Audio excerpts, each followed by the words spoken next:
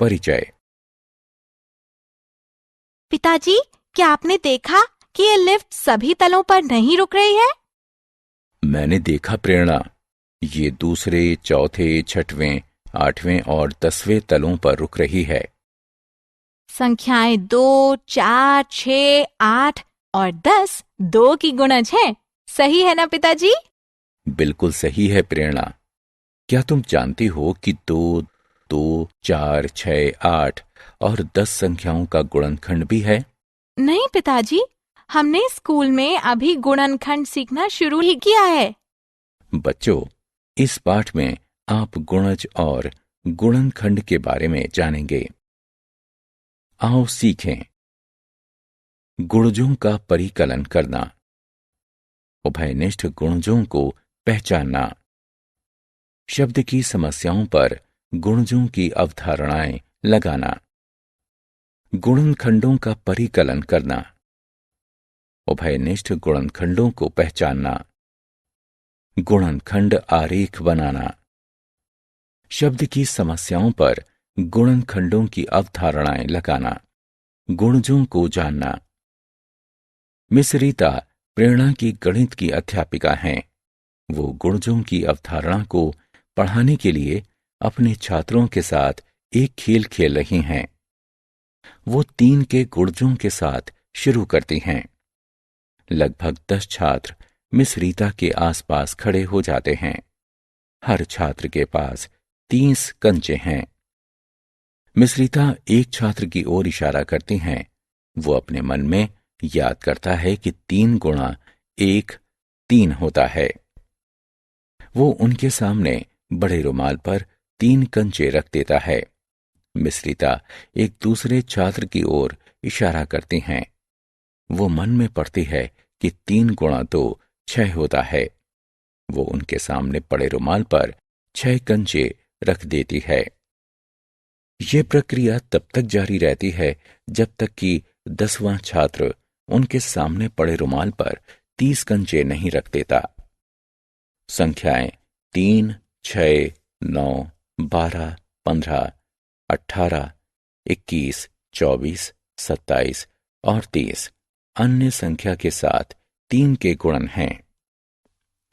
इस प्रकार वे सभी 3 के गुणज हैं। गुणजों की मूल बातें। एक संख्या के गुणज वे संख्याएं होती हैं जो वास्तविक संख्या के साथ किसी अन्य संख्या का गुणन होती हैं। गुणजों को बेहतर ढंग से समझने के लिए आइए निम्न पर गौर करते हैं। गुणजों के तथ्य, उभयनिष्ठ गुणज एवं गुणजों के अनुप्रयोग। गुणजों के तथ्य। अब हम गुणजों के कुछ दिलचस्प तथ्यों को जानेंगे। वेद प्रेरणा का छोटा भाई है। वो 4 कंचों का एक बक्सा खरीदता है। वो कंचों की कुल संख्या को इस प्रकार बतलाता है: 4 गुणे 1 बराबर 4। प्रेरणा बिस्किट का एक पैकेट खरीदती है जिसमें 5 बिस्किट हैं। वो बिस्किटों की कुल संख्या को इस प्रकार बतलाती है: 5 गुणा 1 बराबर 5। रश्मि प्रेरणा की बड़ी बहन है। वो 1 किलो आम घर लाती है जिसमें 6 आम होते हैं। वो आमों की कुल संख्या को इस प्रकार बतलाती है: 6 गुणा 1 बराबर 6। इन आंकड़ों से यह तो स्पष्ट हो जाता है कि हर संख्या खुद उस संख्या की गुणज होती है। वेद 4 कंचों का एक और बक्सा खरीदता है। वो कंचों की कुल संख्या को इस प्रकार बतलाता है: 4 गुणे 2 बराबर 8। प्रेरणा 5 बिस्किटों वाले 2 पैकेट और खरीदती है। वो बिस्किटों की कुल संख्या को इस प्रकार बतलाती है: 5 गुणे 3 बराबर 15। रश्मि 3 किलो आम और खरीदती है जिसमें हर 1 किलो में 6 आम हैं। वो आमों की कुल संख्या को इस प्रकार बतलाती है: 6 गुणे 4 बराबर 24। इन आंकड़ों से यह स्पष्ट हो जाता है कि हर संख्या खुद की सबसे छोटी गुणज होती है। वेद 4 कंचों का एक और बक्सा खरीदता है। कुल कंचों की संख्या है 4 गुणे 3 बराबर 12। प्रेरणा 5 बिस्कुटों वाले 2 पैकेट और खरीदती है। बिस्कुटों की कुल संख्या है 5 गुणे 5 बराबर 25।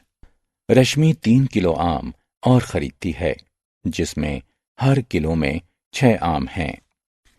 अब आमों की कुल संख्या है 6 गुणे 7 बराबर 42।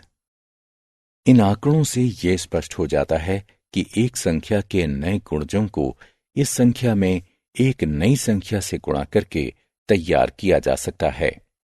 इस तरह एक संख्या के अनंत गुणज होते हैं, उभयनिष्ठ गुणज। रीमा और प्रेरणा एक खेल खेल रही हैं।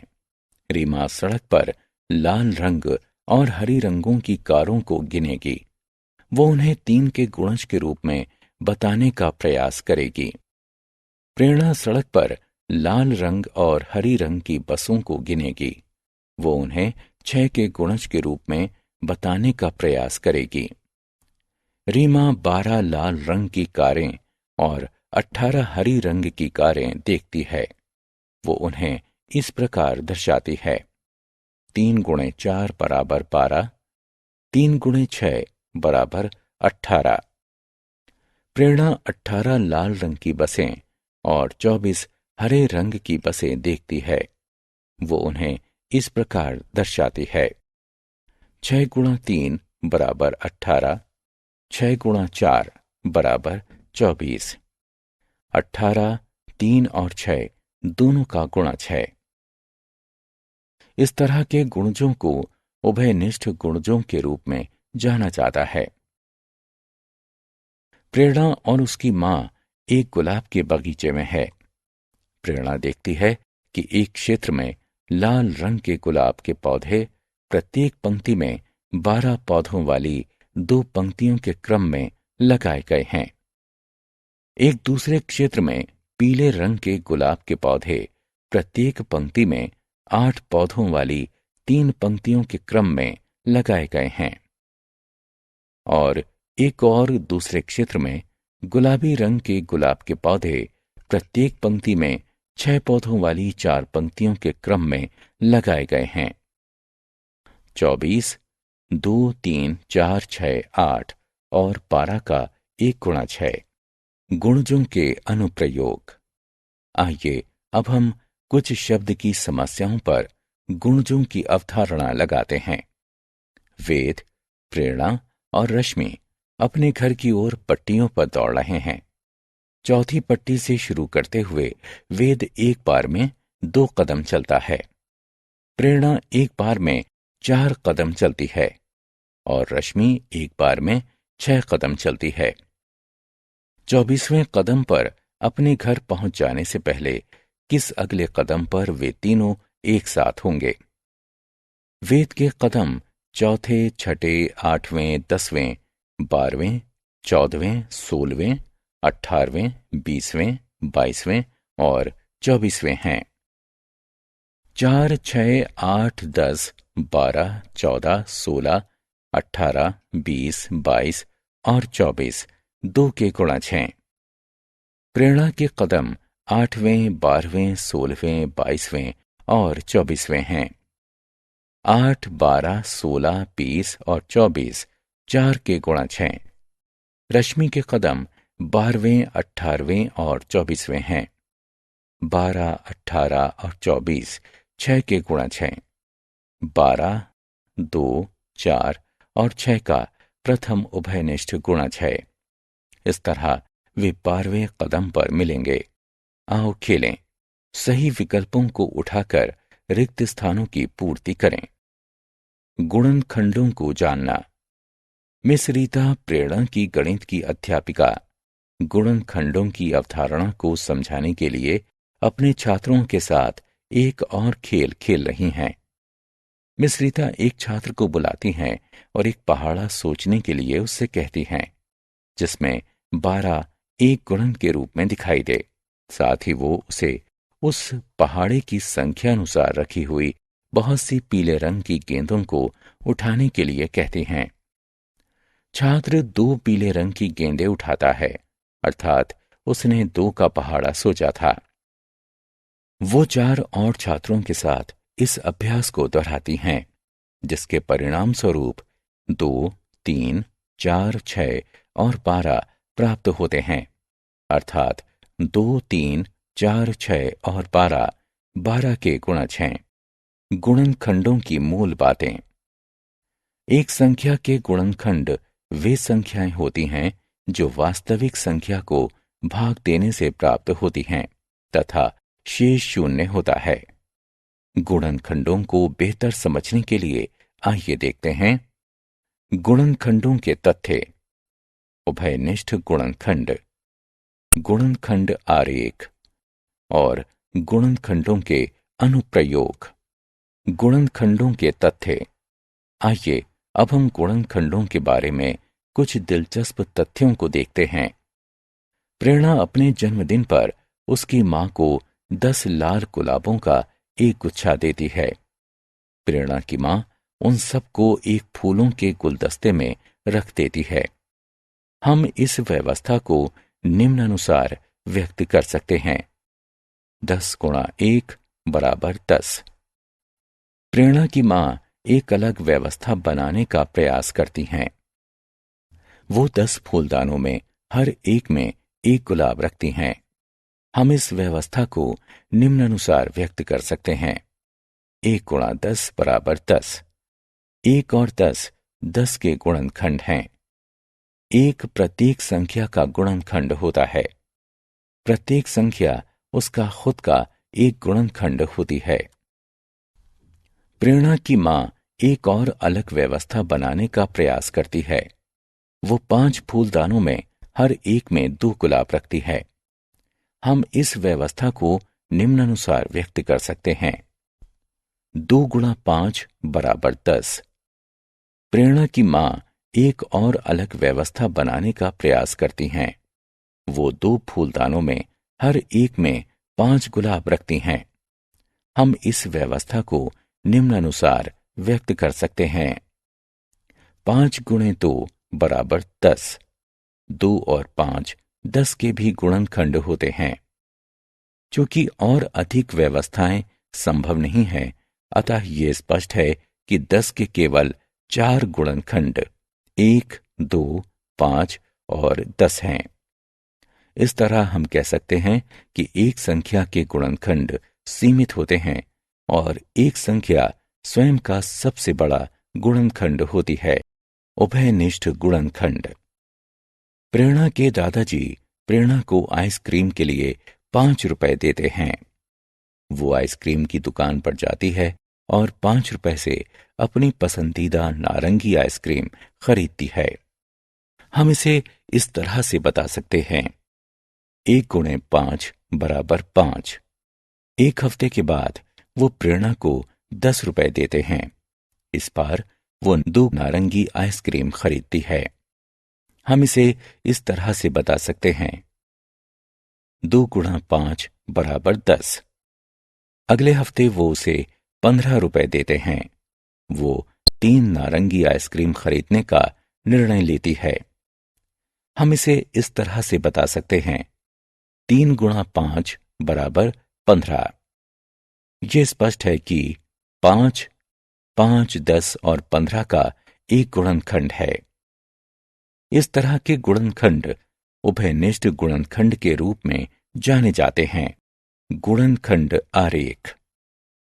आइए अब हम गुणनखंड आरेख की सहायता से 18 के गुणनखंड बताते हैं। 18 को 9 और 2 के गुणनखंडों के रूप में व्यक्त किया जा सकता है। हम 18 से 2 शाखाएं खींचते हैं। एक को 9 के रूप में और दूसरी को 2 के रूप में चिन्हित करते हैं। 9 को 3 व 3 के गुणन के रूप में लिखा जा सकता है। हम 9 में से 2 शाखाएं खींचते हैं। दोनों को 3 के रूप में चिन्हित करते हैं। 3 को केवल 1 गुणा 3 के रूप में लिखा जा सकता है। 2 को केवल 1 गुणा 2 के रूप में लिखा जा सकता है। इसलिए हम इन गुणनखंडों को छोड़ देते हैं। 18 के लिए अब गुणनखंड आरेख तैयार है। हम 18 को 3, 3 और 2 के गुणन के रूप में लिख सकते हैं। 18 को 6 और 3 के गुणन के रूप में भी व्यक्त किया जा सकता है। हम 18 से 2 शाखाएं खींचते हैं, एक को 6 के रूप में और दूसरी को 3 के रूप में चिन्हित करते हैं। 6 को 2 और 3 के गुणन के रूप में लिखा जा सकता है। हम 6 से 2 शाखाएं बनाते हैं, एक को 2 के रूप में और दूसरी को 3 के रूप में चिन्हित करते हैं। गुणनखंड आरेख तैयार है। अब हम 18 को फिर से 2, 3 और 3 के गुणन के रूप में लिख सकते हैं। गुणनखंडों के अनुप्रयोग। आइए अब हम कुछ शब्दों की समस्याओं के लिए अवधारणा लगाते हैं। प्रेरणा के पास एक चार्ट पेपर है जो 4 फीट लंबा और 6 फीट चौड़ा है। उसे चार्ट पेपर पर तस्वीरें चिपकानी हैं।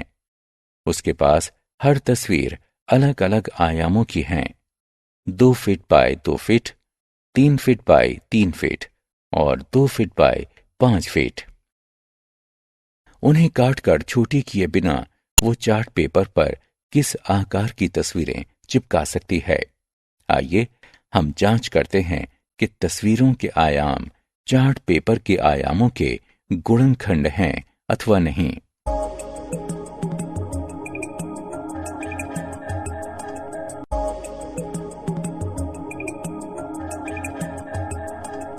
पहली तस्वीर के आयाम चार्ट पेपर के आयामों का एक गुणनखंड है।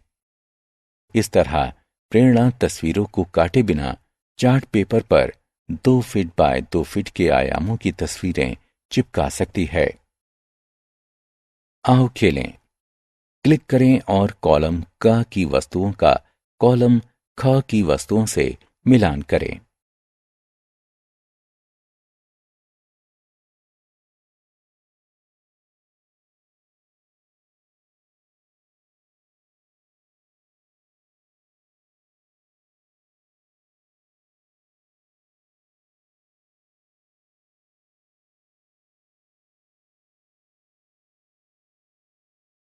हमने क्या चर्चा की?